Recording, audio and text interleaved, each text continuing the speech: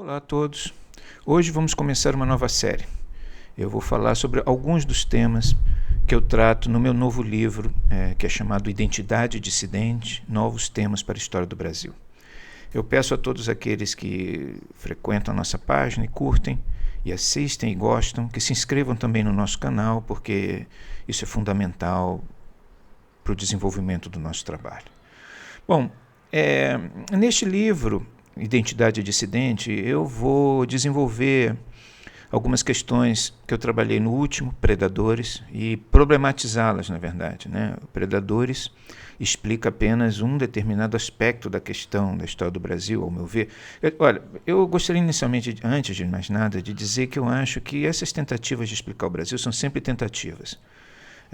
Todos aqueles que estudam o Brasil e que olham o Brasil de conjunto, histórico, tentando entendê-lo, sempre formulam teorias sobre diferentes aspectos do Brasil. Porque o Brasil é um país muito recente, muito novo, e tudo nele é novo, inclusive as suas instituições, o seu perfil cultural, as suas ideias-chaves, a identidade do povo está em desenvolvimento. Nós não somos uma sociedade como Portugal, ou como a Holanda, ou como a Suécia, ou como a Rússia, ou qualquer outro país antigo, no qual os elementos de padrão de autoridade cultural já estão consolidados. O Brasil não, o Brasil é ainda, em grande parte, um projeto cujo escopo não é bem definido, no fundo, não é muito claro. Existe uma comunhão entre brasileiros, mas o que os brasileiros pretendem com isso, o que eles querem fazer com essa comunhão no futuro próximo, é ainda uma coisa obscura. Então, eu levantei algumas questões sobre o Brasil no meu último livro, Predadores, mas neste próximo eu vou problematizar algumas coisas que ali, para mim, ficaram faltando, e algumas coisas essenciais, porque eu vi um lado da questão, eu vi a questão da desagregação moral brasileira, que é uma característica histórica do país. Mas, neste outro, eu vou começar um estudo sobre a questão, sobre o perfil religioso da sociedade brasileira, que é também uma questão essencial para entender o Brasil. E a junção entre os dois, entre essa amoralidade social e essa espiritualidade brasileira, é que dá ao Brasil um perfil paradoxal, e torna o Brasil um país muito interessante do ponto de vista histórico, e torna o Brasil um país absolutamente original. E eu vou tratar aqui, nos próximos vídeos, de alguns dos temas que neste próximo livro, que está quase pronto, eu abordo, porque são temas relevantes para poder explicar o Brasil partindo de alguns dos seus aspectos relevantes, a desagregação moral e a profundidade religiosa, que é uma profundidade religiosa.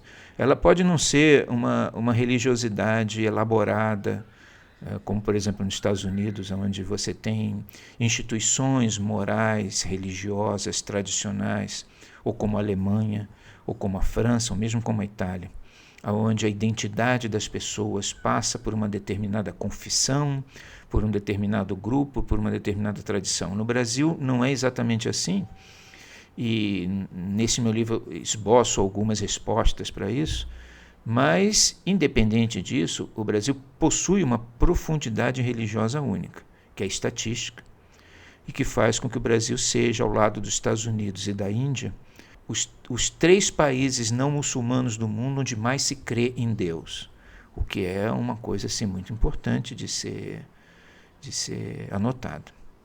Então, nesses próximos vídeos, eu vou tratar de alguns temas que eu vou trabalhar nesse livro, e esse livro ele introduz também alguns problemas que eu pretendo trabalhar num terceiro. Mas, de qualquer forma, ao longo dos próximos vídeos, eu vou discutir superficialmente, colocar para vocês os temas, inclusive para que a gente possa, com a própria resposta de vocês, a gente possa ir pensando sobre isso. Bom, o primeiro tema aqui, que é o mais importante para nós, eu acho que isso é relevante por várias razões, é a importância de determinadas ideias de determinadas crenças que são inicialmente de origem portuguesa, mas que fazem parte da identidade brasileira. Isso não é um absurdo dizer, embora Brasil e Portugal sejam dois países, hoje, dois países bem separados, né? E com histórias, instituições, com dinâmicas muito distintas. O Brasil ele herdou coisas de Portugal que são coisas muito importantes, porque por muito tempo o Brasil e Portugal eram uma coisa só, né? Faziam parte do mesmo universo mítico, simbólico. As pessoas que aqui viviam vinham como portugueses, ou vinham 2 ou 3 gerações, e por muitos séculos foi assim, né? Pelo menos até a grande migração, até começar a vir europeus e orientais para o Brasil. Era muito difícil qualquer outro universo cultural existir no Brasil que não fosse o universo português, o universo indígena e o universo africano, né? Que são elementos que são muito importantes para a configuração da nossa identidade. E o universo português, particularmente, é importante porque todas as instituições brasileiras derivam de Portugal, derivam de leis portuguesas, porque no Brasil vai acontecer uma coisa que não aconteceu, por exemplo, nos Estados Unidos. Embora os Estados Unidos tenha muita conexão com a Inglaterra e tudo o que eles têm, a filosofia jurídica, a religião, a sua própria história tem a ver com os problemas do Reino Unido, eles fizeram uma guerra revolucionária contra o Reino Unido e venceram. E essa ruptura fez com que os Estados Unidos refundasse as suas instituições a partir de pactos feitos entre os cidadãos, entre aqueles revolucionários de 1776. No Brasil, como vocês sabem muito bem, não houve essa ruptura. O imperador, o primeiro governante do Brasil, legítimo, ele derivava a sua legitimidade de uma linhagem portuguesa, pelo fato de fazer parte de uma linhagem real portuguesa. Então, isso já dá às instituições brasileiras um perfil de continuidade. Dom Pedro II, idem. Embora em 1889 a deposição do imperador tenha interrompido de alguma maneira essa linhagem lusitana, isso não quer dizer, em absoluto, que as rupturas que foram introduzidas em 1889, principalmente em 1891, tenham rompido com todas as instituições ou tenham servido para fazer uma total revolução e um realinhamento das fontes dos poderes no Brasil. O sistema jurídico, o sistema policial, o sistema educacional, tudo, de alguma forma, continuou. O sistema eleitoral, tudo de alguma forma continuou derivando de estruturas pré-existentes à República ou pré-existentes ao próprio Império. Então, a relação do Brasil com Portugal, ela é muito mais profunda, na verdade, do que parece ser, né? E isso é uma coisa importante para o primeiro tema que nós vamos tratar no nosso livro, que eu acho que eu vou trazer para cá, né? Há muitos temas, mas eu vou trazer um primeiro tema que eu vou trazer para cá, que é o tema da ideia do Quinto Império. O que é isso?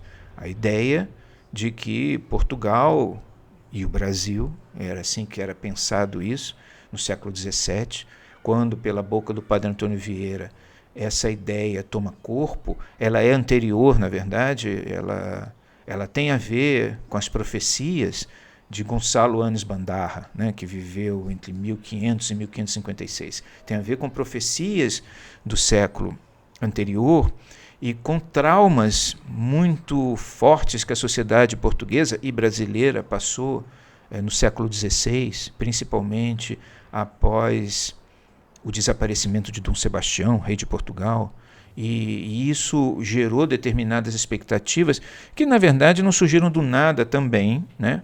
Portugal ele tem uma certa tradição religiosa específica, uma tradição espiritual própria, né? Que o messianismo, ou como vai se chamar depois o sebastianismo português, dará corpo, e que a tese do Quinto Império de Padre Antônio Vieira vai poder delinear um projeto de nacionalidade muito próprio. muito especial e que envolve o Brasil. Necessariamente envolve o Brasil, e isso, ao longo do século XVIII, vai estar muito claro, muito patente em muitos pensadores políticos portugueses e culmina, de alguma forma, na vinda de Dom João VI para o Brasil. Já no século XIX. Então, o Brasil, como uma continuidade institucional do Reino do Brasil de Dom João VI, ele carrega uma determinada visão, uma determinada perspectiva sobre o que ele é e qual é o seu destino e qual é o seu futuro, que tem a ver com as visões milenaristas dos grandes visionários portugueses, né? Começando pelo próprio Bandarra, passando por Isaac Abravanel, sobre o qual nós vamos falar aqui também, e culminando o Padre Antônio Vieira e em muitos outros. Então, o primeiro tema que eu vou colocar é da importância desses projetos místicos, desses projetos espirituais, que são gerados em Portugal entre os séculos XVI e XVII, e que adquirem alguma racionalidade no século XVIII, mas que são inspirados em projetos místicos portugueses, que, aliás, são anteriores, né? Nós podemos ir lá nos Templários, em outras estruturas e movimentos, inspirações religiosas portuguesas, para encontrar as origens disso, mas no nosso caso, nós vamos. O primeiro tema é o tema dessa associação da história do Brasil com esses elementos profundos de Portugal. E isso para nós é importante realçar, porque muito do que nós somos é explicado por essas visões. Muito do que nós acreditamos, muito das nossas ideias sobre o Brasil, a começar pela ideia que Stefan Zweig expressou. Ele era um estrangeiro, mas era judeu, talvez isso tenha contribuído para essa visão dele, mas a ideia que ele explicitou, e que é uma ideia que o brasileiro tem, de que o Brasil é o país do futuro. E, de fato, Antônio Vieira, ele lança os fundamentos da tese do Quinto Império num livro chamado História do Futuro. Eu vou, nos próximos vídeos, tratar detalhadamente e acrescento que o nosso próximo encontro será sobre o Padre Antônio Vieira e o Quinto Império. Espero que vocês acompanhem e participem dos nossos vídeos, né, com ideias e respostas e opiniões. Podem ser críticas, mas todas são bem-vindas, né? E a partir do próximo vídeo, nós iniciaremos então os nossos estudos sobre temas para uma nova história do Brasil.